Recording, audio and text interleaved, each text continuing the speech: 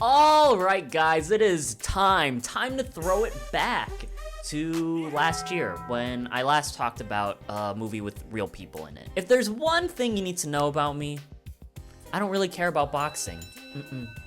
Don't care. Boxing movies, however, give me that. That is the stuff right there. Give me some more, baby. And to me, the Creed movies, unbelievable franchise. Quite possibly the greatest legacy, sequel, or franchise in all of movies. And the first Creed, oh my god, dude. The first Creed, to me, is like a top 10, maybe a top 7, maybe a top 5 movie for me, depending on the day, of course. An unpopular opinion, maybe, I don't actually know, but I think that the first Creed is better than the first Rocky. That's a punch to the gut right there. To me, the first Creed is like a perfect sports movie.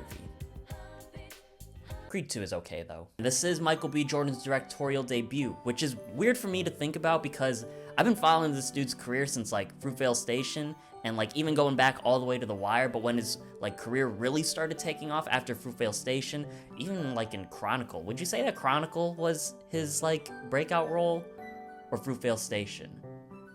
I mean, I would personally say Fruitvale Station, but if you want to say that awkward moment, that's also okay with me. And how is Michael B. Jordan's first Creed movie, in a sense? Honestly, I had so much fucking fun with this movie, dude. And maybe I'm coming into this being a little biased because, as I mentioned, the first Creed is like one of my favorite movies ever. Michael B. Jordan is one of my favorite working actors right now. Adonis Creed is like the greatest nepotism baby in all of movies. So, yeah, there might be something there.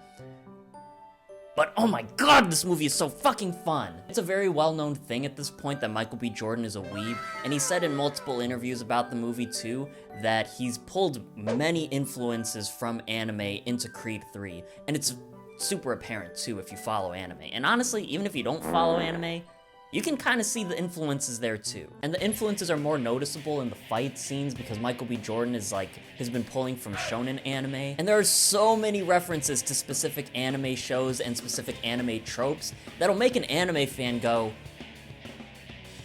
nice. And I don't want to give out too many specific details about the movie. I don't really want to spoil it. I do want people to watch it in theaters or watch it on streaming when it comes out on streaming. But one shot in particular that's in the trailer where Michael B. Jordan gets punched in the gut and like the sweat like comes out of his back and shit. That's so anime, dude. That's so anime. There's a moment in one of the fights that's super anime where it's like, it pauses for a second and then the character sees like the weak spot and is like analyzing the weak spot. It's like, huh. Like giving himself that inner monologue. And I have to give my props to Michael B. Jordan for making like a very specific anime thing, and a lot of very specific anime things that only work in anime and animation work really well in a live action setting. That's not me saying that we need live action anime, but with Michael B. Jordan's directing in this movie, it was very cool seeing like a lot of the tropes and a lot of the elements of anime be portrayed in live action, specifically again in the fights, be done in a really tasteful and creative way. He pulls a lot of different references and elements from so many different anime, whether he does it directly or indirectly, like Naruto, which I still haven't forgotten the way that he's pronounced Naruto, and Dragon Ball Z, and My Hero Academia, and Haikyuu. There's references to Lupin the Third as well. There's a very obvious comparison that you can make with Creed 3 with Hajime no Ippo, but I've never watched Hajime no Ippo because I wasn't born when the dinosaurs were around, so I can't really say much about it. But I'm sure people who've watched or read Hajime no Ippo can see the direct influences in there for Creed 3 as well. But it does make me think though, does Michael B. Jordan watch any other anime other than shonen anime?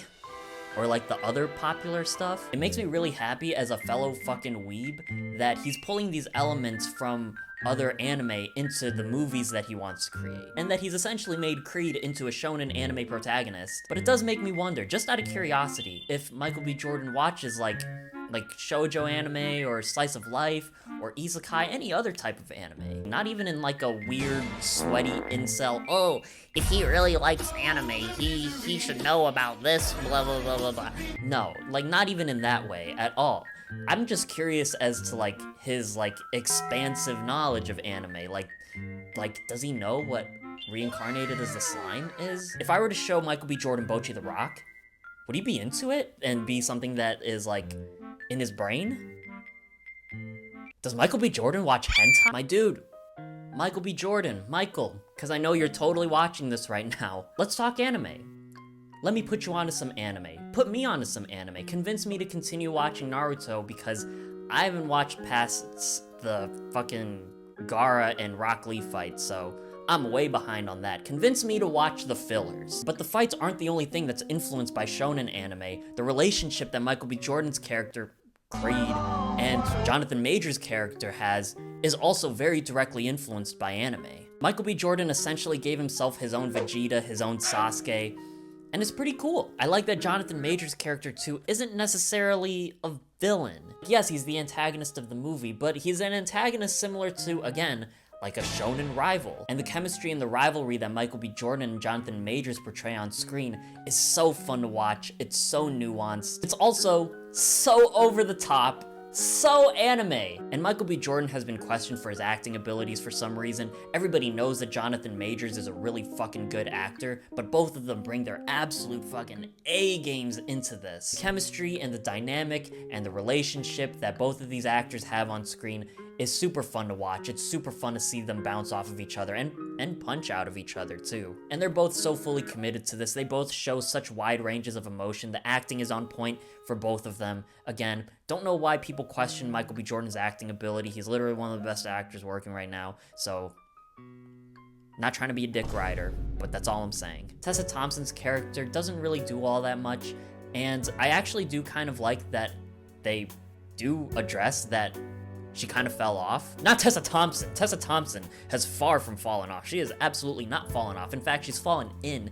But the character that she portrays in Creed, like they address that like her role has been kind of diminished. I do like that she opens up this ASL representation and also like opens up a conversation about toxic masculinity as well. It's really cool seeing actors learn ASL for movies, and it's really cool that a movie like this discusses toxic masculinity, specifically in sports. They do acknowledge that side of, yeah, playing a sport and being physical and being active can be a very productive and therapeutic way to get your feelings out there and to feel a lot better. But I really, really love that this movie addresses that sometimes you just gotta talk about your feelings. Sometimes being a Sigma means you gotta open up your heart a little bit. Okay, title of the video, is Creed 3 the best live action anime movie ever? No. No.